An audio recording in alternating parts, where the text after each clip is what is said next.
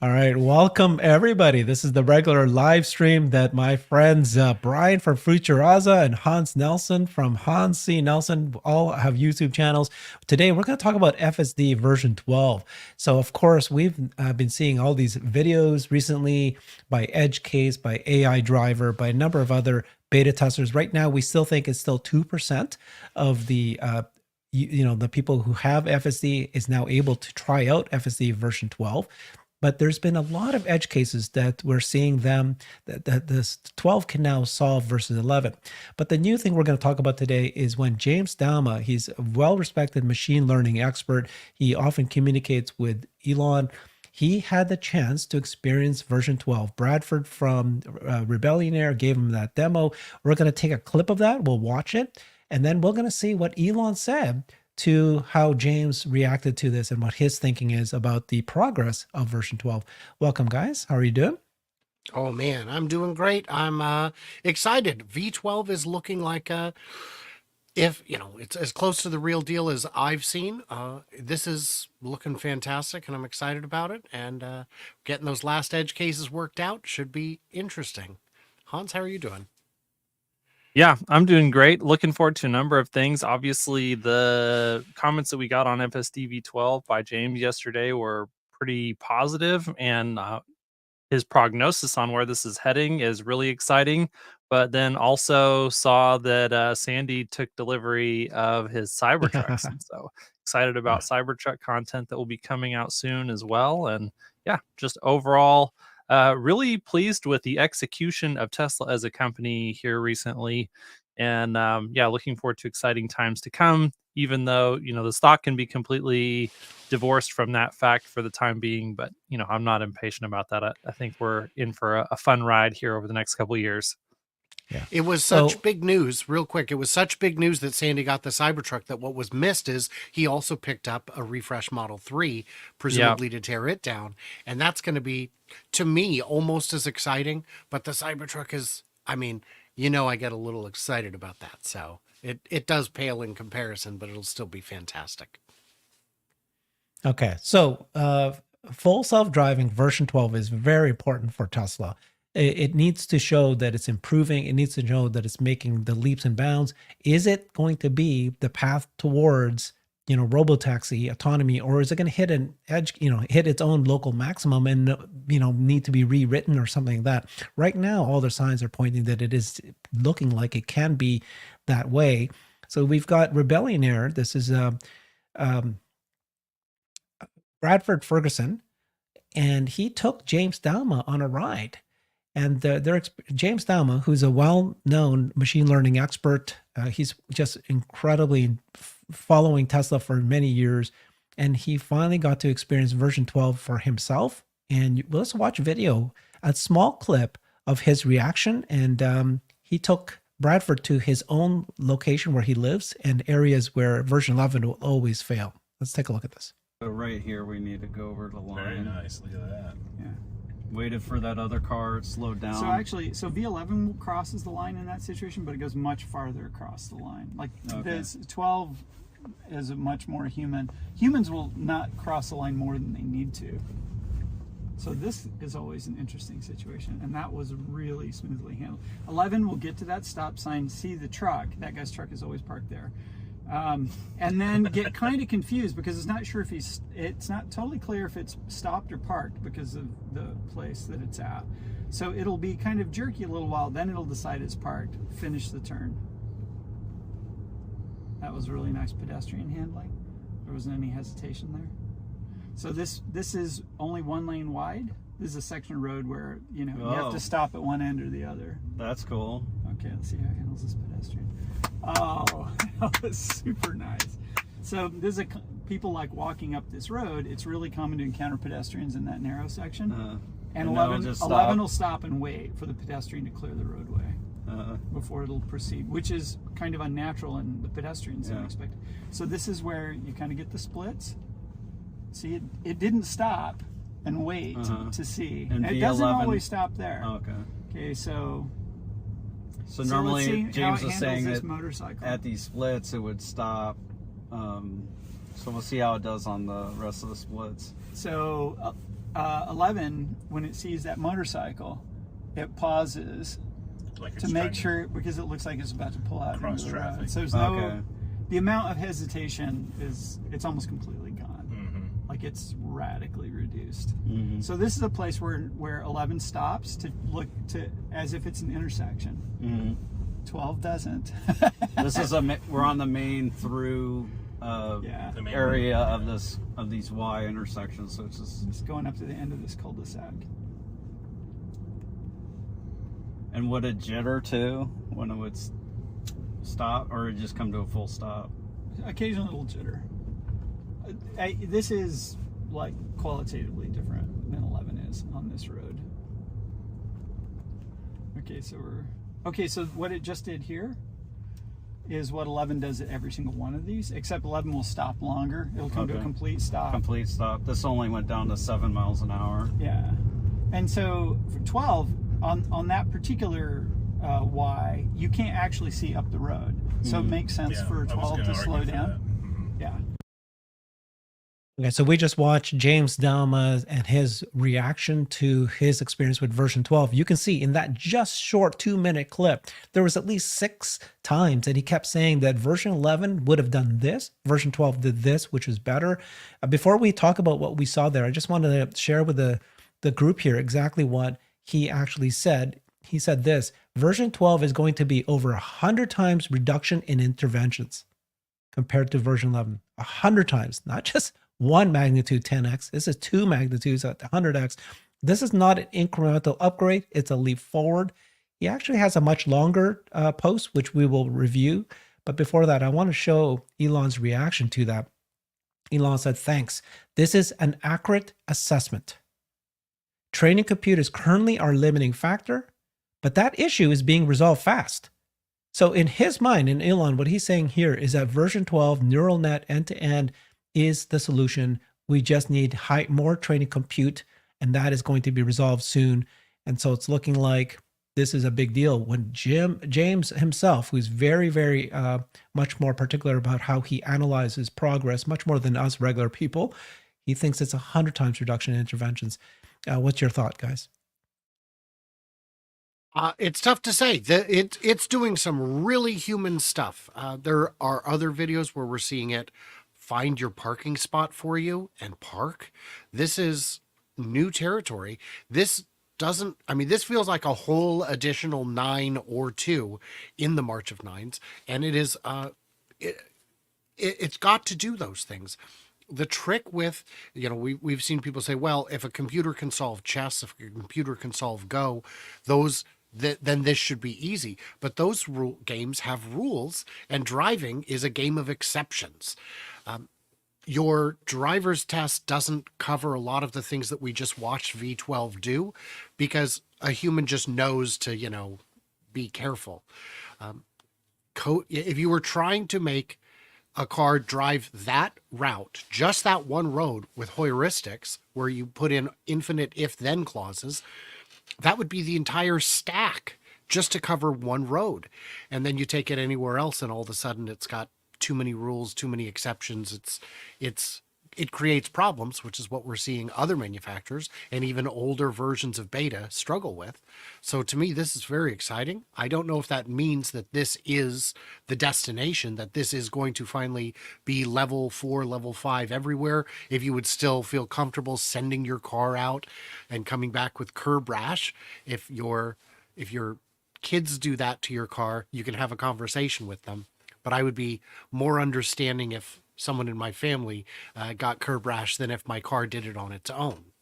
What do you think, Hans? Yeah, I wanted to point out that James did say that version 12 is going to be 100x reduction in interventions, not that it is today. And so he's looking at the way that this is built, and he's seeing there's just a very qualitative difference in the types of things that FSD struggles with and the types of things that V11 struggled with. And, as a person who is very intimately involved in building various software systems, and he's done all sorts of programming in software 1.0 and software 2.0, And as someone who has really been, deeply investigating the FSD stack since its early days, if you go back and watch, for anyone who doesn't really know who James Douma is, you can go back and watch tons and tons of interviews that he's done with Dave Lee from Dave Lee on Investing over numerous years. And he understands things, not only how they're done, but how they're built. And so that was one of the reasons that he was always able to bring such insights to the Tesla community about where FSD was at that point in time and where it was going, because he really was able to, either through directly looking at the code, he could see how the system was architected and could share and kind of explain to us who don't really understand those things, what that implied as far as what the functionality was going to be, or explaining, why there are these weird behaviors that people continue to complain about. Why do those weird behaviors exist in the system? And he could always get down to, okay, this is the architectural reason that this is a problem for this iteration of FSD.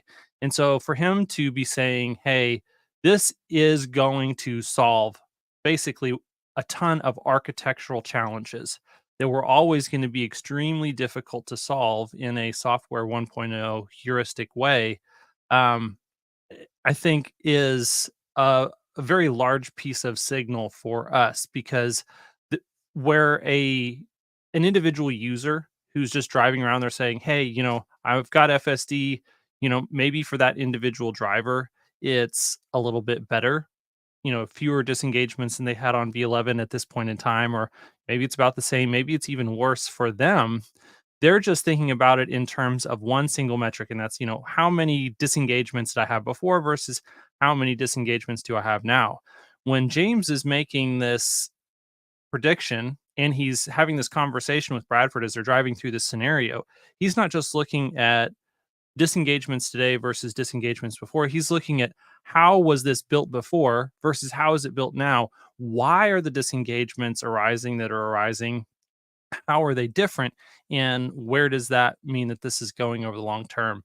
And so it's just great to see that from his level of depth, he's really projecting an incredible amount of progress over the really, we should be talking about a medium term to short term, that if they've come this far with just 1 year's worth of development on the FSD V12 stack, a year from now, if we're twice the amount of time and we have 10x the amount of compute to throw at the problem, we should really see incredible bounds forward from here as well.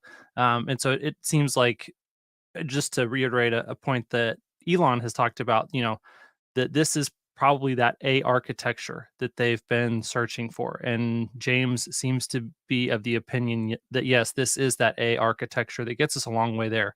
Does it get us all the way to robotaxis? That's a hard question to answer. I would personally say that I doubt that. I think this gets us to very valuable SaaS product that more people are going to want to pay more for pieces of functionality that FSD V12 provides to them than have been willing to pony up $200 subscriptions or $12,000 to $15,000 upfront prices for software that was legitimately a beta software product that didn't really have all of the functionality that people would expect if they're really going to put down that type of money, unless they're just really enthusiastic early adopters and supporters of Tesla in the mission. And I think that we're beginning to exit out of that into an era where there's going to be a lot more usable, valuable software that Tesla can earn revenue from. Yeah. Okay. So I want to unpack the comment you just made, where you doubt that this is going to be the solution for FSD 12. There's nothing that would give you that signal that this is not going to be the solution, because it's all compute constrained, as you said. Maybe more compute, it solves all these edge cases. FSD V12 and robotaxi are not the same thing. I understand, but in order to get to robotaxi, you need to have FSD that is at least 10 to 20 times safer than a human, which means that It's got to not have accidents. It's got to not be able to, it needs to solve many edge cases. And at this point, this neural net is learning it's on its own. And so what would you say why it would not be able to learn more? Okay, let's reserve that. And I want to go back to that video also and show a part where, you know, that this system on its own drove like a human and knew that even though this was a one lane, that cars were coming this way, that it was safe to go into it, which 11 never figured out on itself. Okay, so just a recap of what we did here. James Douma, a well-known machine learning expert, was able to experience version 12. We just watched that video, and his reaction is that version 12 is going to be, like you pointed out, Hans, very good point, to be over 100 times reduction in interventions compared to version 11. So it's going to be in the future, 100 times reduction in interventions compared to version 11. This is not an incremental upgrade, it's a leap forward. Elon Musk replied to him saying, thanks, that is an accurate assessment. Training compute is currently our limiting factor, but that issue is being resolved fast. So, you know, I think in another comment he made about a week ago, 2 weeks ago, he talked about how training compute, like, you know, it's going to be by the end of this year, they will have enough training compute to solve, and he didn't use the word FSD, but for FSD.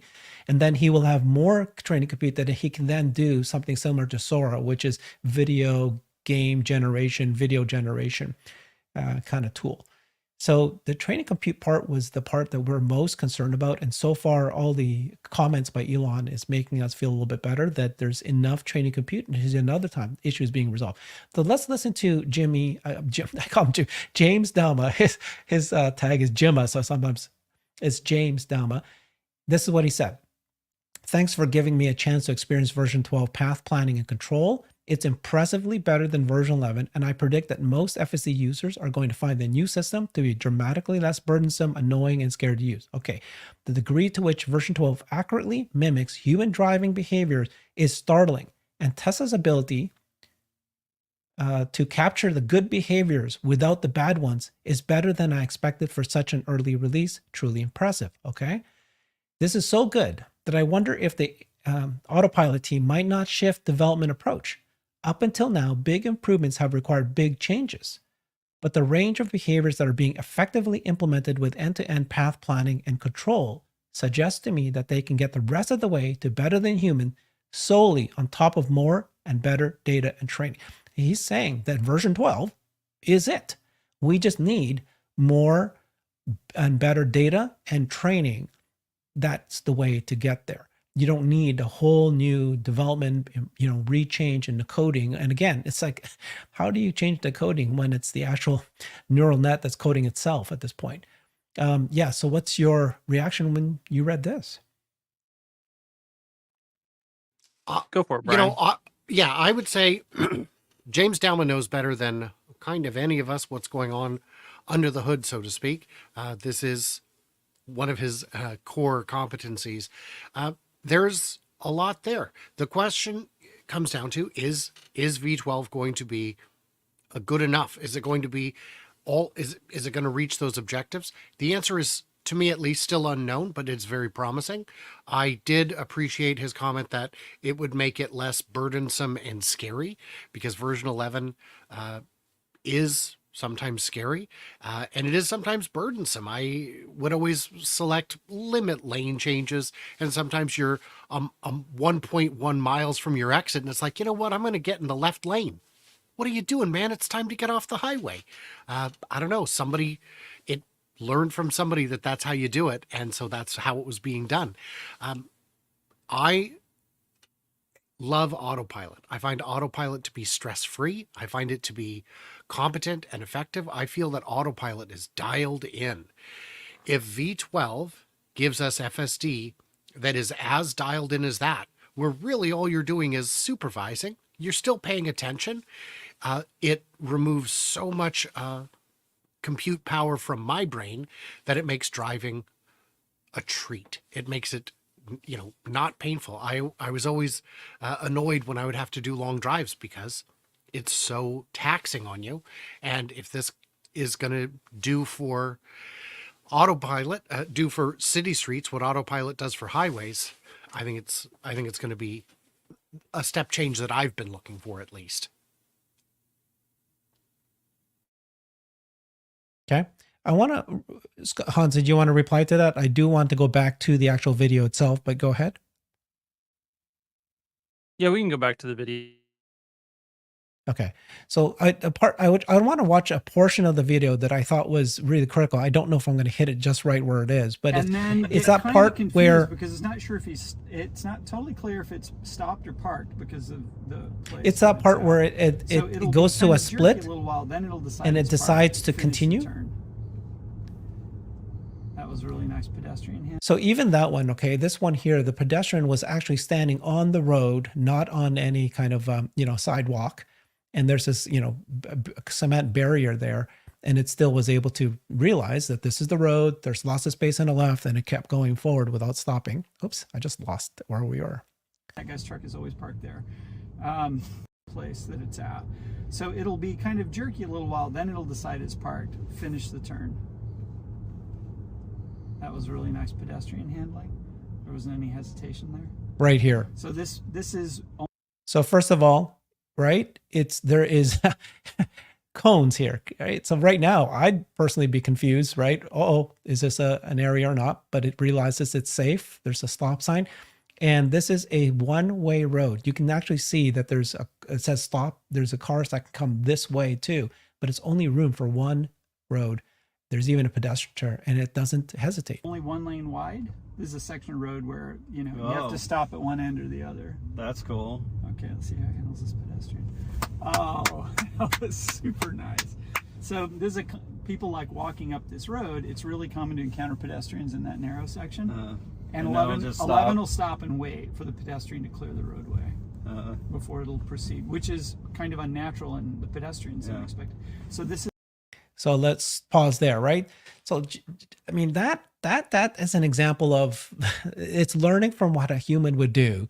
This is not normal driving. This is, you don't normally see, that kind of a one lane with both cars can go either way in a one lane road. And there was even a pedestrian there, but the car knew that I can go there, even though it's narrow, and I'm going to go ahead. And it didn't pause, just like 11 has been all this time, because it's never been trained on something like this scenario before. I mean, that's pretty impressive, right? That road is the kind of thing where I would expect FSD to completely fall apart. I know humans who would fall apart on that road if it was their first time seeing it, maybe even their fifth time seeing it. You know that when you move into that neighborhood, there are people who will struggle with it. And it looked, the applause felt appropriate to me because that was a weird case. That was absolutely an edge case, and I think it handled it quite well. Okay, let me show this part here, and then I want your reaction to it again, because this is the conversation you were having, Hans. Because Hans, you said that this might not take us to robo-taxi.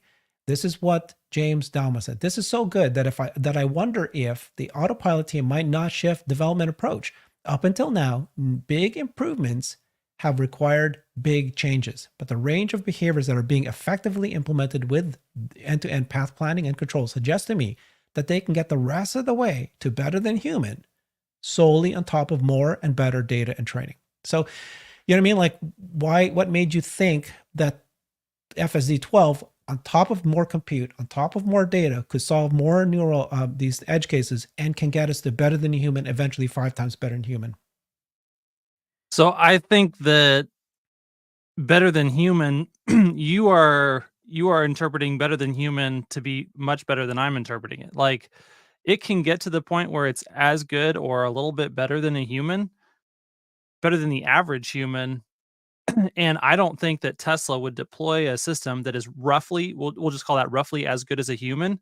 That's not good enough to be robotaxi. Robotaxi is a whole nother step change. Yeah. Hold on. So if James is correct, 100x better than today, that's 2 nines worth of safety improvement over where we are today. I think that robotaxi is another 2 nines beyond that. I think that, and Elon has said that he thinks that FSD is going to be good enough when it's done to be termed not beta. And I think that what James is saying to me, the calling it better than human, all of that to me signifies a system that is fully capable of being essentially level 4 for personal use. But I think level 5 robotaxi is a whole nother order of magnitude more difficult than that. Okay, I see now. You're explaining it better. Thank you. My understanding is that the system has to be 5 times or 10 times better than a human in order for it to get to robotaxi. Using the level 4, level 5 designations is kind of, right, as you know, kind of a weird classification system. It just needs to be to the point that it's 5 to 10 times better than the average human. And yeah, in whatever operating environment that the car is. But do you agree with me though, that based on what you've heard here and what James is saying, that it's version 12 is built by neural nets. It's learning on its own. There's no need for a whole new rewrite. You just need to give it time. You need to give it data. You need to give it compute power, and then it will eventually get to 1,000 times X better than what it is today. Right? Hopefully. So, I would think that we'll have to have some architectural changes again to just like, if you're looking at something like ChatGPT, they're constantly changing the way that they're putting these neural networks together underneath the hood.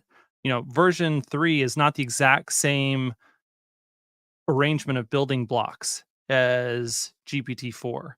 And so I think that the building blocks that we have in place currently for FSD V12 are good enough to get us to incredible FSD technology where the driver probably will have to sit in the seat, but won't necessarily have to pay attention at all times. But then I think we're going to probably, by the time we get to there, we're going to say, oh, now we need to rearrange the building blocks again and probably retrain on whole new sets of perfectly curated data again in order to get from there to the next step. Yeah. Here's the part of James' comment that I think is very important. Right? He goes, the degree to which version 12 accurately mimics human driving behaviors is startling, and Tesla's ability to capture the good behaviors without the bad ones is better than I expected for such an early release. So that is the work. The work that Tesla needs to do is get the videos of all the good drivers, right? So my videos, maybe yours, I don't know, or Brian fits, maybe Brian. Maybe. Only the best drivers who do the right thing at the right time, if they take those clips, get a lot of data, feed it to the neural net learns that behavior, then that's how they train it better. Correct? So that's really the answer to eventually, that could be, I guess, to what you're saying is that could be the rate limiting step. In order to get to 1,000 times better, you need to get all these edge cases, and it's hard to know all the edge cases. So right. you start with looking at old versions. You would always see the 1 step forward, 2 steps back, or 2 steps forward, 1 step back. In any case, oh, they fixed this thing that it kept doing, but now it does this instead. And what James is saying is they fixed a lot of things without breaking a lot of other things. And that is a big step we've been really waiting for.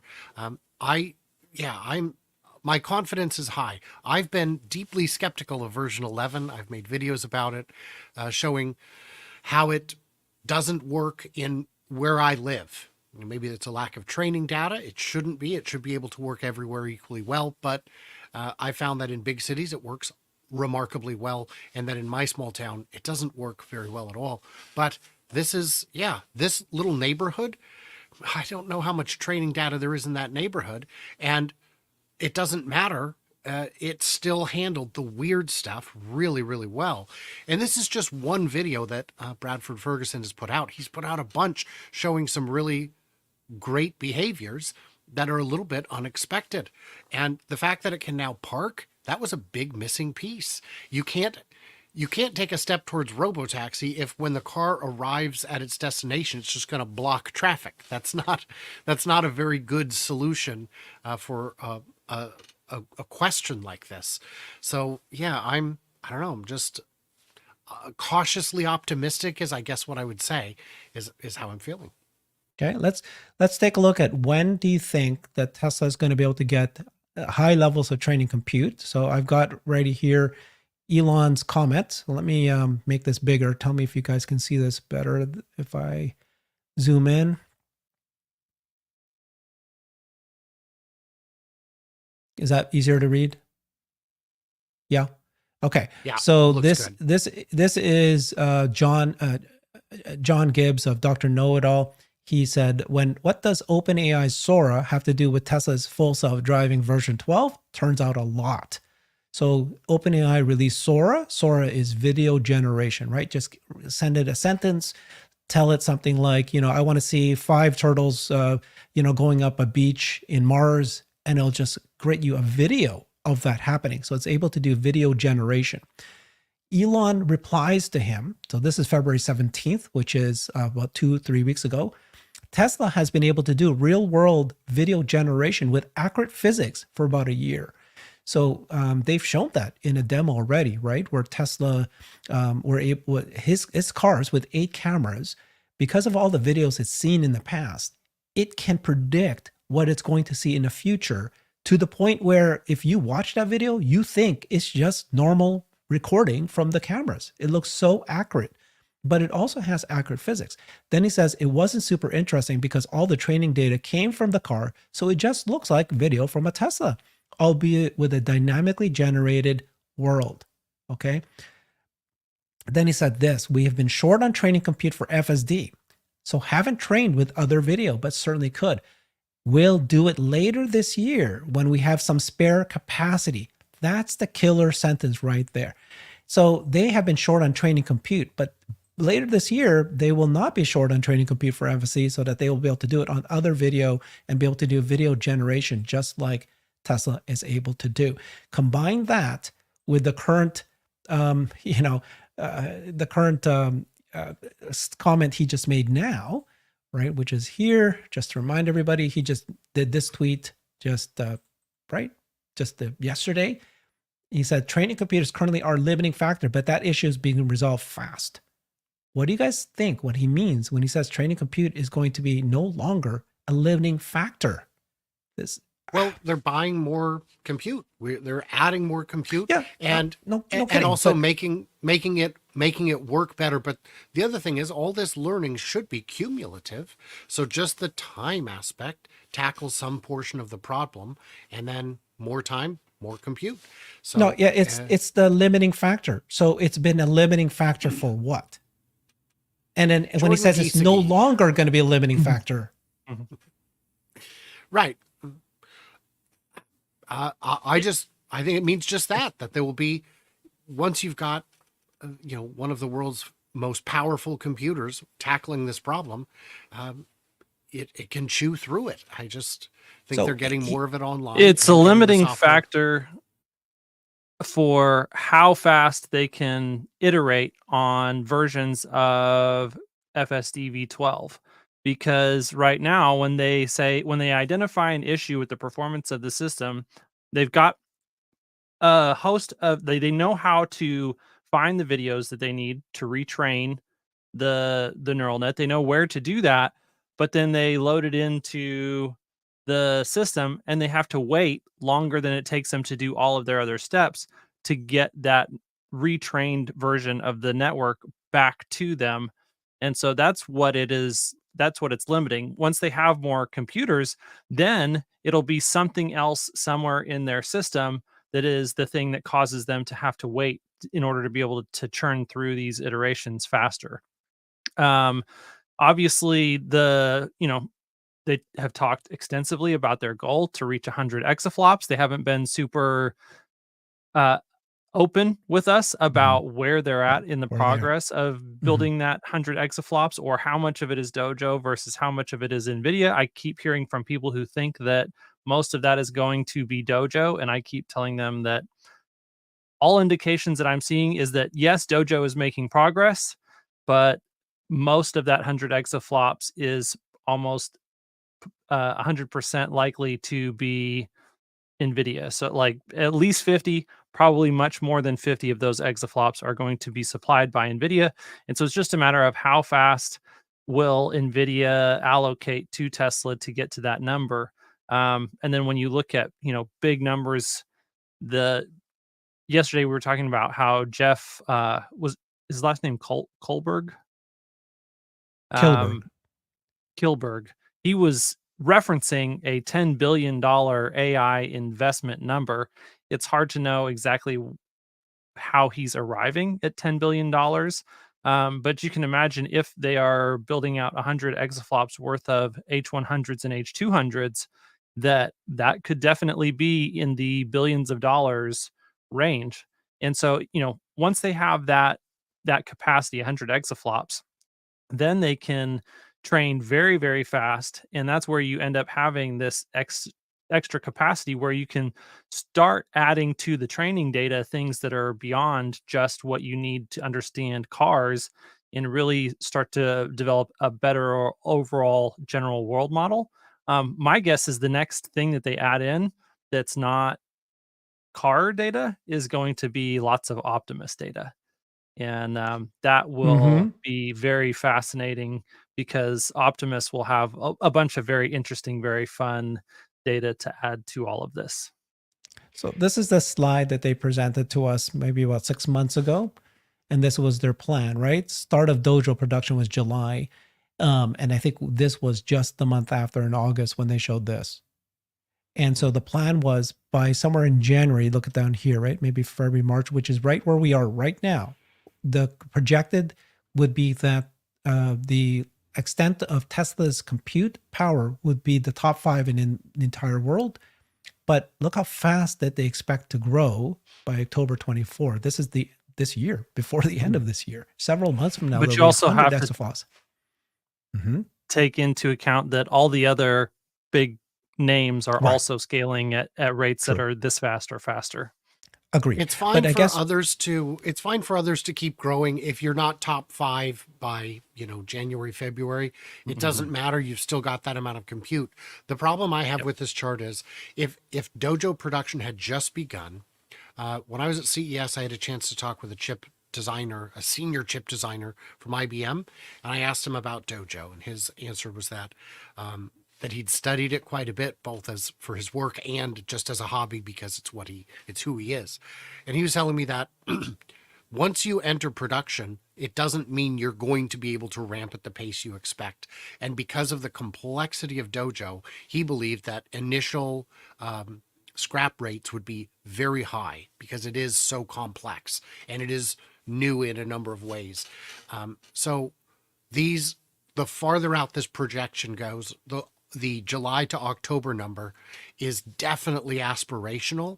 Doesn't mean they can't hit it, but if this is including Dojo, which we believe it is because it says start of Dojo production on it, there could be some real hangups there. And once you've got the chips out and working and dialed in for production, you still have software optimization to do to make it run as expected. Because if it's a new architecture, which in many ways it is, I guess I hear what you're saying, but this is what they project. This is in units of A100 GPUs. It's not just Dojo. It's units of. So like they're gonna buy whatever chips that they can get, GPUs they get from anywhere. And my only point today is that this was they projected. We have not heard from Tesla. They've not given us an update, and that is the frustration on our part. We want them to tell us how are they doing with their AI investments, and how are they doing with this particular chart. The good news is that today, when we heard from Elon saying that we don't think we're going to be training compute constrained for FSD very soon by the end of this year, that's one of our indications right now that they are still on path for this table. Whether or not they're below whatever, but the point is enough for FSD to do this. It sounds right to me. Yeah, he said training compute. He didn't say data constraint. What do you guys think about that? Like, I think they've got enough. They've got enough data. Limiting. They've got more than anyone else, certainly. And that was an obstacle I was looking at with Apple. Apple's philosophy behind the car was I think they wanted to go straight to robotaxi. And if that's the case, and they're looking at making their own system rather than buying someone else's, because we saw Apple did have training data registered with the state of California in terms of their disengagements and whatever, because the state of California requires those reports. We know Apple was working on it. And I think no matter how brilliant your engineers are, you need a wealth of data. And I have no idea where someone other than Tesla, someone other than the actual manufacturer, would be able to even think of getting their hands on the sheer quantity of data needed. You remember when they said, we need pictures of occluded stop signs?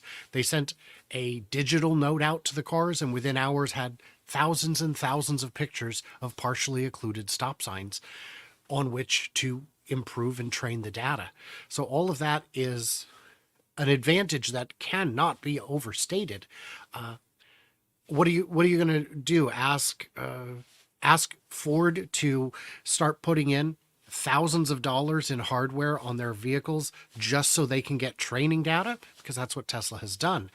It is an expensive system to put in, but it's worth it. And not just is it training data, but now it's also a marketable product.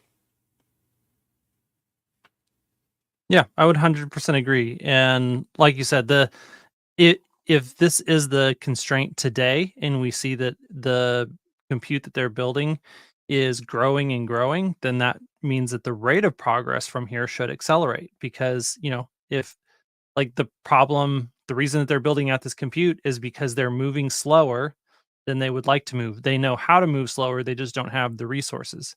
And so, if we've already made this much progress and it's all been much slower than they would like, then I am excited to see how fast this progress can be once they're no longer compute constrained.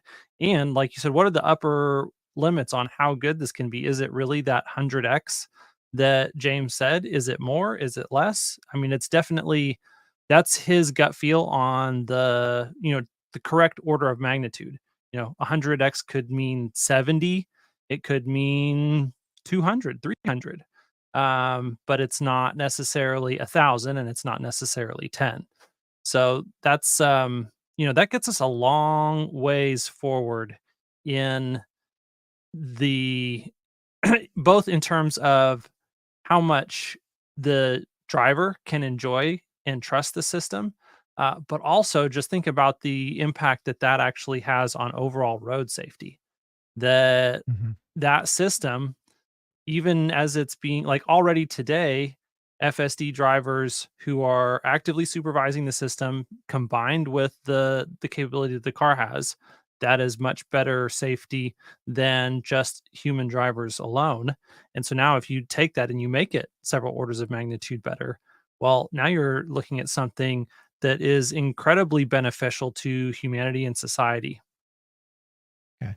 So catch up, folks, what we've been doing here.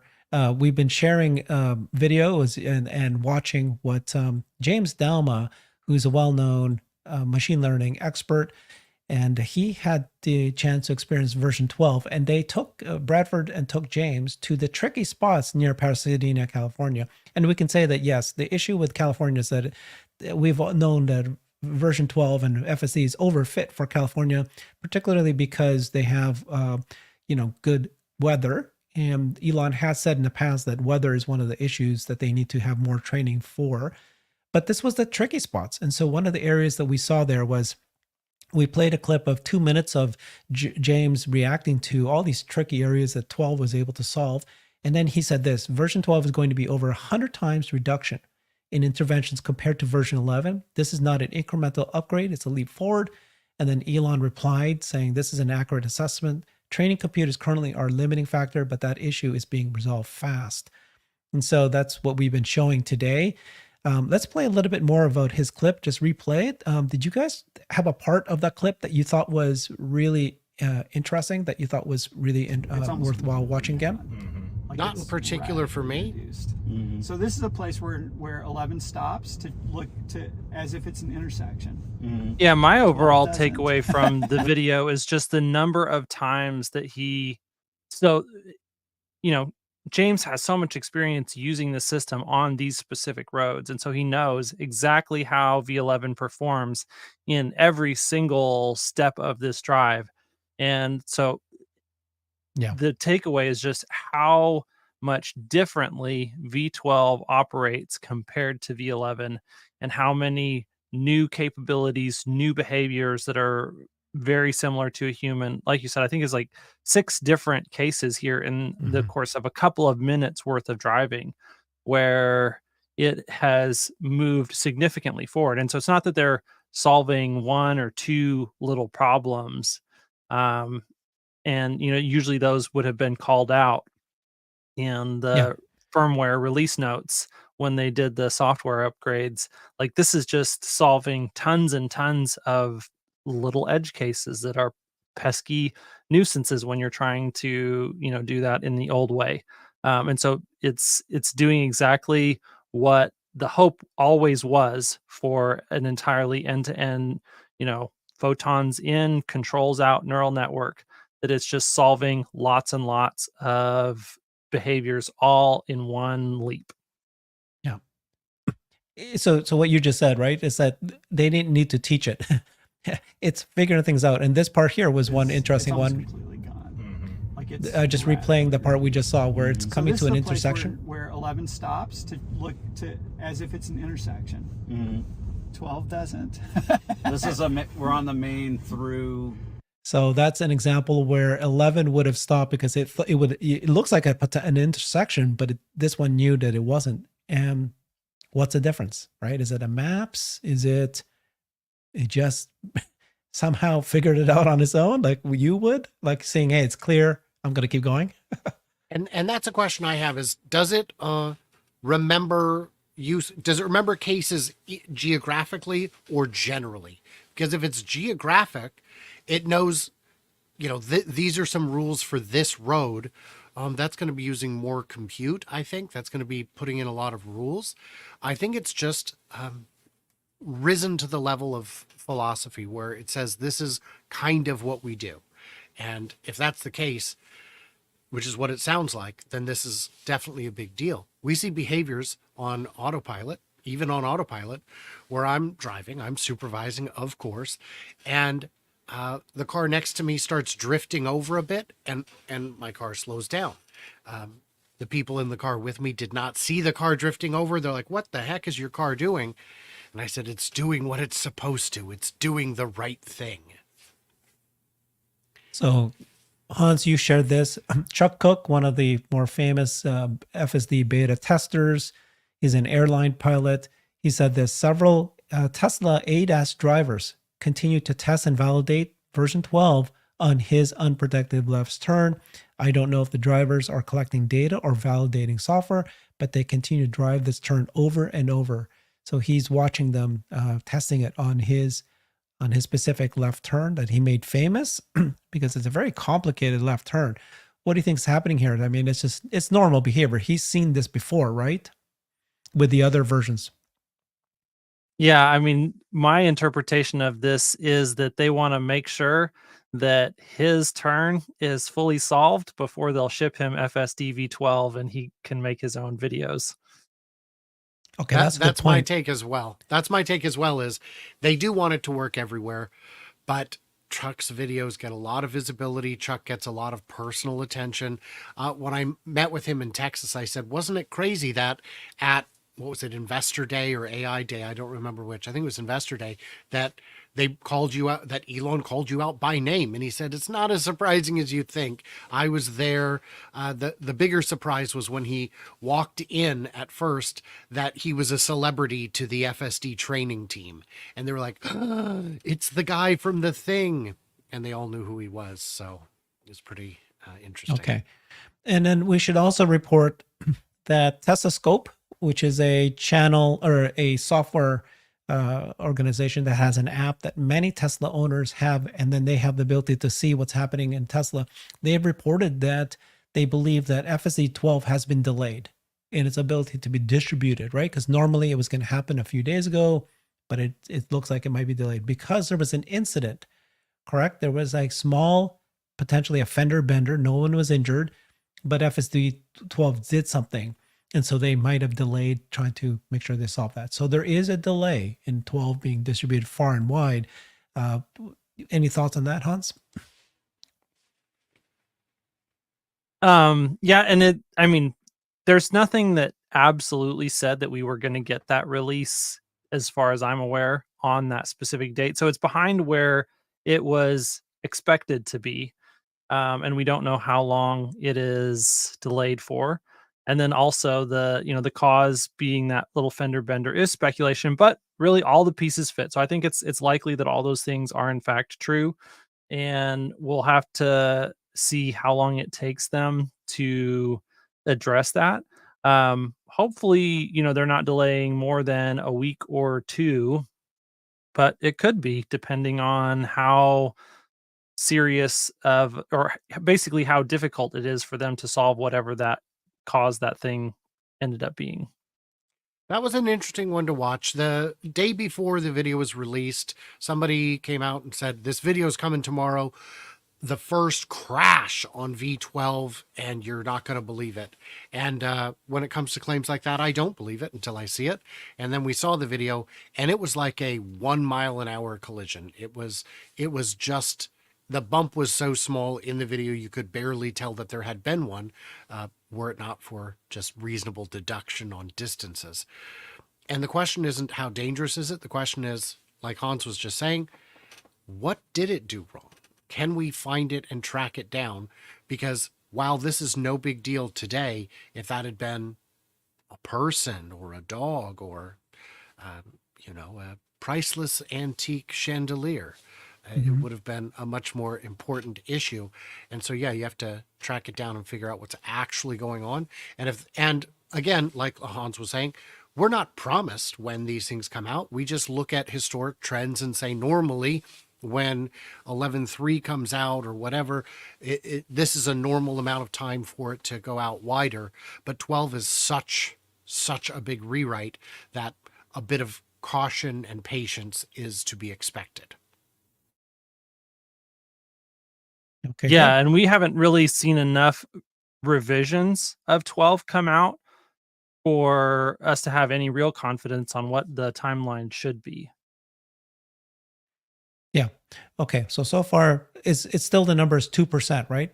We're not exactly sure about that number, which is 2% of the 400,000 people that have FSD beta has gotten FSD version 12. Is that the number? That's still the correct number? I haven't heard a number, so sure. Hans, that's correct, right? It's just about 2%. And then so every 2 weeks, they might do a kind of like a new release, trying to solve some issues that we keep finding, or retraining it so that it can solve that, right? And so right now, this is looking very good in some ways, but there's still issues.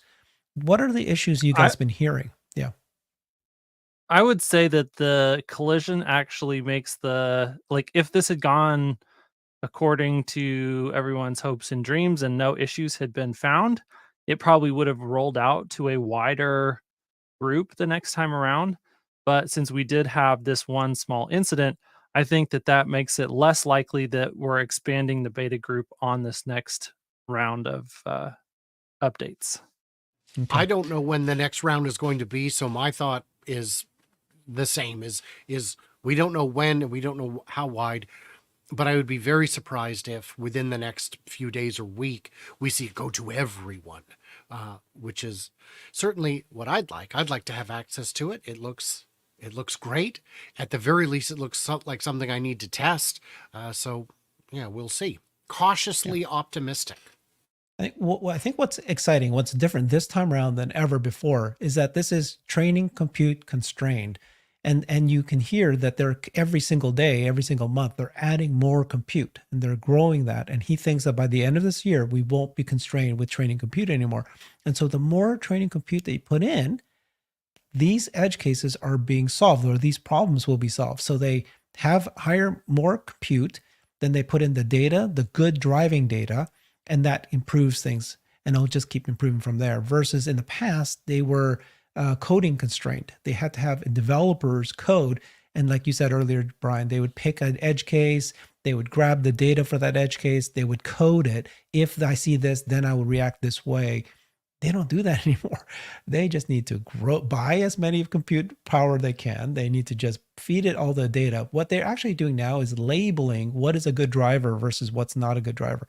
That's where the physical work is happening now. So it's, I think the progress is going to be faster than we are, expect what we had seen in the past. And so this is very good news at this point. Yeah, I'm generally encouraged all the way around. There are enough people saying that we're too easy on this front, that we're too forgiving of Tesla and V12 and all that, and there are people who go the other direction, say we're not nearly kind enough. I don't think we're too kind or too harsh. I think we're quite realistic about our expectations. Certainly was the case with version 11 and earlier versions, but yeah, I'm not super worried about it right now. I'm looking forward to watching Bradford Ferguson from Rebellionaire is doing a cross-country trip in a version 12 and documenting it. He's been posting videos every day, and he's showing us all kinds of fascinating edge cases, and I'm just going to keep watching them and seeing what the reality is and trying to get more information from him, from Omar, eventually from Chuck Cook, because until we can see it ourselves, that's as close as we're going to get. Yeah, I would say that, I am very long-term optimistic for version 12. I'm actually short-term kind of pessimistic, probably. Like, I don't think it's going as wide, as fast as people would like it to. I don't know that the next version is coming as quickly as other people would like it to, but I see the path is there for them to make incredible progress on this over the next year. And I think that the thing that I look at is, are they continuing to move forward steadily, step by step? And that's the thing Good that point. it's like, yes, they continue to move forward. Do I know exactly how, and it's one of those things where most people overestimate how fast something is going to come in the short term, but they underestimate how long it will take to reach their wildest ambitions in the long term. And so that's where I try and adjust those expectations. I think that it's because everyone thinks it's going to be, super great next month. I was like, okay, let's dial back the enthusiasm there. But then people are like, yeah, but from there, we can never reach these incredible levels of performance. And I'm like, yes, we're, as long as we continue to move forward and we're following what is an exponential path, it will surprise to the upside over a good enough period of time. Okay. And I think the only comment I'll add is that this is not just Elon talking anymore. You've got 3-4 other Tesla FSD autopilot team members, engineers. They're saying the same thing. It's compute constrained. They have the confidence at this point. So, it's one thing when Elon says something that, he's trying to set the goal for the team. This is the team themselves going, yeah, this is looking like it's looking good. Thank you, everybody. I appreciate it. We tune in every Wednesday. We do this live stream. Appreciate everybody. Bye-bye.